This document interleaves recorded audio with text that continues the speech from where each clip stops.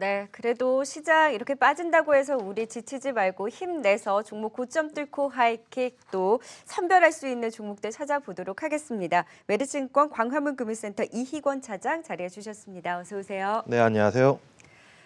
네, 시장이 좀 하방을 제한하나 했더니 오늘 다시 또 음봉을 그려내고 있습니다. 좀 시장부터 먼저 진단을 받아볼까요? 네, 제가 꼭 드리고 싶은 말씀이 있는데 일단 그 서론부터 먼저 말씀을 드리겠습니다. 오늘 우리나라 지수 말고 다른 해외 국가들 지수를 보면 대만 같은 경우는 지금 마이너스 0.13%, 그리고 중국 같은 경우에는 뭐 항생은 0.2%, 상해는 0.7%, 그리고 니케이 같은 경우에 0.6%, 뭐 니케이나 대만 같은 경우에는 계속 신고가를 가고 있죠. 그리고 나스닥 선물 같은 경우 0.5% 정도 조정을 받고 있습니다. 하지만 우리 시장 같은 경우에는 코스피 지수는 1%, 그리고 코스닥 지수는 1.8% 글로벌 시장에서 가장 큰 조정을 보이고 있는데요. 만약 이러한 그 원인이 뭐 대선이라든가 유동성이라든가 실적, 경기에 의한 문제였더라면 왜 전 세계에서 우리나라만 이렇게 유독 빠질까요? 그리고 코스피 대비해서 코스닥이 더 빠질까요? 뭐 당연히 이유에 대해서는 시청자분들이 많이 알고 계실 겁니다. 그렇기 때문에 이미 거의 확실화된 이 양도세 이슈를 가지고 왈가불가 이게 5억 될 거다, 10억 될 거다 이런 말씀을 드리진 않을 거고요. 제가 지금 드리고 싶은 말씀은 지금은 만약 이 양도세 이슈가 가장 큰 시장을 누르는 이슈라면 결국 양도세 이슈는 앞으로 계속 지속될 이슈가 아니라 배당락일 기준으로 연말 그 연초 기준으로 없어질 수밖에 없습니다. 그렇다면 눌렸던 수급이 반드시 튀어오를 수밖에 없는데요. 그렇다면 우리가 지금 투자자분들이 주목해야 될 거는 당장 오늘 올라가는 종목, 그리고 당장 내일 올라가는 종목, 예를 들어서 뭐 오늘 어떤 테마, 뭐 비트코인 테마, 네. 어떤 테마에 의해서 시장이 다 파란색인데 이것만 빨간색이네, 이게 더 좋아지나, 이런 그 패턴이 아니라 펀더멘탈이 좋아지고 있음에도 불구하고 주가가 빠지는, 그러니까 쉽게 얘기해서 예를 들어서 새우깡이 1,000원입니다. 1,000원짜리 정가인데 이게 1,500원, 2,000원에 팔릴 때는 와, 굉장히 쇼티게 난다고 해서 사지만 이 1,000원짜리가 700원, 800원에 팔릴 때는 안 사고 있는 것과 마찬가지거든요. 굳이 지금 막 이 빨간색인 그리고 오르고 있는 이런 종목들을 단지 주가가 올랐다는 이유로 살 게 아니라 지금 구간부터 연말 이 양도세 이슈가 영향을 미칠 때 제대로 실적이 좋아지는, 경기가 좋아지는, 펀더멘탈이 좋아지는 종목을 피킹해 놓는다라면 이 양도세 이슈가 끝날 때쯤이면 지금까지 이 받았던 이런 손실을 다 한 번에 복구가 가능하다고 생각되고, 가장 제가 지금까지 봐온 가장 안 좋았던 패턴은 시장이 안 되니까 당장 오늘 올라가는 종목, 내일 올라가는 종목을 무리해서 따라가다 보면 연말쯤 양도세 이슈가 끝날 때 시장이 올라가기 시작하는데 그때 막상 나는 굉장히 물려있고 손실을 더 많이 봐서 시장이 올라갈 때 그 업사이드 리스크에 대응 못하는 경우를 굉장히 많이 봤습니다. 그렇기 때문에 지금은 굳이 급하게 올라가는 종목들을 따라 살 필요 없고, 다만 중요한 건 펀더멘탈이 좋아지는 것. 예를 들어서 올해 하반기에 실적 추정치, 내년에 실적 추정치가 있었는데 이 실적 추정치가 더 상향 조정되거나, 또는 올해 예상했던 수주가 있었는데 이 수주보다 더 좋아지거나, 또는 올해 하반기 내년 초에 업황에 대한 성장률보다 더 비트를 하거나, 이렇게 펀더멘탈이 좋아지는데도 불구하고 양도세 때문에 수급으로 밀리는 거면 괜히 오늘 올라가는 종목을 살 게 아니라 그 종목을 싸게 살 기회다라고 생각되기 때문에 조금은 여유롭게, 그리고 이런 시장에 흔들리지 않는 마음가짐이 중요한 시기다라고 생각해 봅니다. 네, 지금 눈앞에 있는 종목이 아니라 오히려 조정을 이용을 해서 우리가 살 수 있는 종목을 선별을 해서 반등장에서 제대로 그 상승을 체감할 수 있는 종목을 찾는 작업을 하는 게 오히려 지금을 버텨낼 수 있는 또 기회다라고 이야기해 주셨으니까 그럴 수 있는 종목을 오늘 하이킥 종목으로 갖고 오셨을까요? 네, 어떤 종목일까요? 네. 첫 번째 종목은 바디텍 매드입니다. 네, 바디텍 매드 하이킥 과연 어디까지 날려주셨을까요? 확인해 보도록 하겠습니다. 자, 오늘은 바디텍 매드가 좀 조정을 받고 있습니다. 31,000원 선 부근에서 움직이는데 하이킥 43,000원까지 날려주셨습니다. 코로나 관련 주잖아요. 네, 봐도 되나요 지금? 제가 한 달 전 정도에 기업 탐방 런투유를 통해서 소개를 시켜드렸거든요. 그 당시 때 주가가 33,000원, 34,000원이었는데 최근에 신고가를 39,700원 사상 최고가를 경신했다가 지금 양도세 이슈로 해서 밀리고 있습니다. 주가는 밀렸는데 그 향후에 벌어들일 실적, 펀더멘탈은 더 좋아졌다라고 판단이 되는데요. 제가 탐방을 가고 나서 기업들이 하는 내용들을 다 모조리 적어놓고 한 달, 두 달 뒤에 다시 한 번 더 확인해 봅니다. 그 회사가 이야기했던 것들이 거짓말인가 사실인가 네. 지켜졌냐 안 지켜졌냐 확인하는데 한 달 뒤에 확인을 해보니 그 말씀을 하셨던 것들을 다 지켰고 오히려 비틀을 한 상황이고요. 지금 유럽에서 코로나가 굉장히 빠른 속도로 확산되고 있습니다. 몇몇 헤드라인을 가져온다라면 우리나라 같은 경우에는 지금까지 코로나 누적 확진자 수가 약 2만 5천 명입니다. 근데 영국 같은 경우에는 하루에 2만 7천 명이 확진이 되었고요. 그리고 스페인의 누적 확진자는 100만 명이 넘어섰습니다. 그리고 프란치스 교황 같은 경우에는 처음으로 마스크를 착용하는 등 이제 유럽에서 코로나가 급속도로 확산이 되는데요.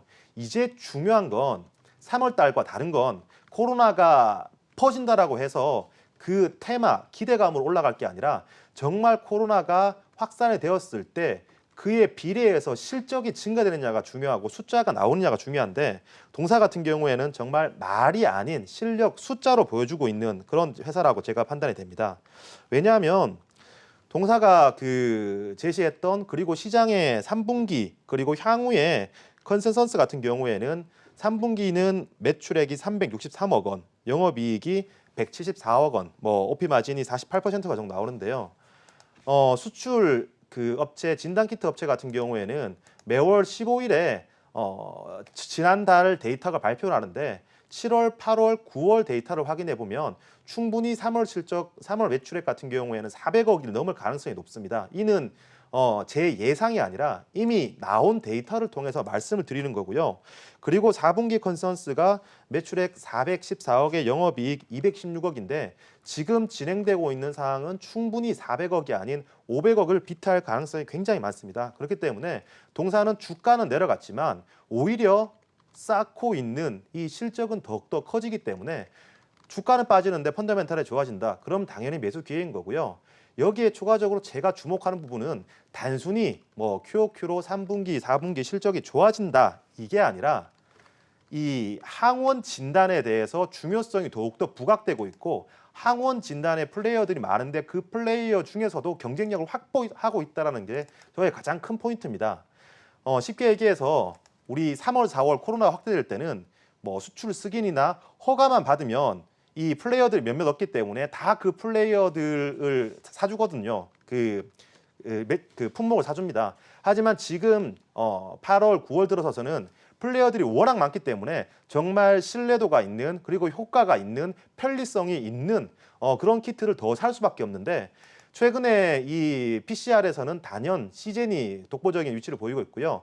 항원 같은 면역 진단 키트 같은 경우에는 단연 바디텍 메디의 진단 키트가 숫자로 보여주고 있습니다. 그렇기 때문에 동사 같은 경우에는 시장이 안 좋음에도 불구하고 한번 신고가를 경신했고요. 이러한 실적을 못 보여줬던 말만 했던 기업들은 지금 다 흘러내리는 모습 보이고 있습니다. 네. 그렇기 때문에 동사는 이미 신뢰도를 확보했다고 보여지고 있고요.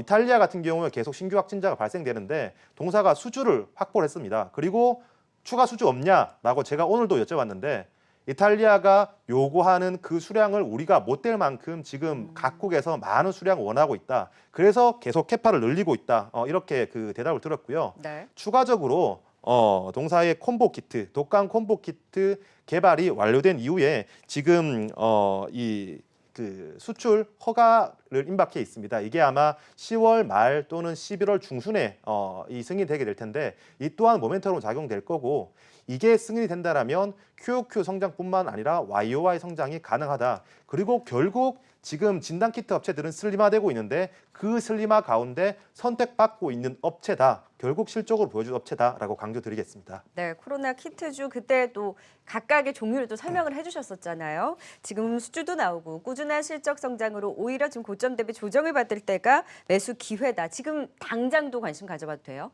그럼요. 네. 네. 지금 가격대에서도 접근 가능하다. 하이킥은 43,000원까지 바디텍 매대에 대한 관심을 다시 한번 또 AS를 해주셨습니다. 자, 두 번째 이용할 그 조정을 이용해서 볼 수 있는 종목도 역시 IT주에서 네. 뽑아오셨어요.